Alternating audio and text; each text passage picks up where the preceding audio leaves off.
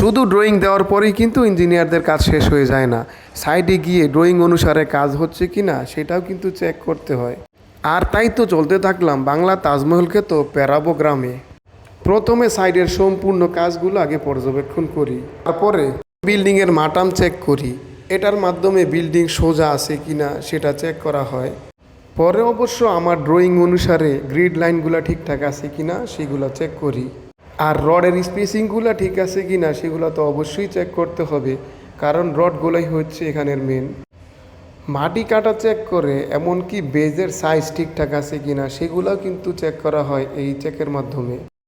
আর কলামের সাইজ, কলামের রড ঠিকঠাক মতো আছে কি না তা তো অবশ্যই চেক করতে হবে।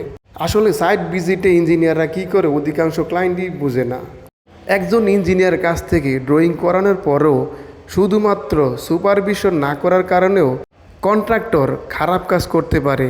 তাই ইঞ্জিনিয়ারের মাধ্যমে ড্রয়িং করার পাশাপাশি অবশ্যই তাকে দিয়ে সুপারভিশন করাবেন।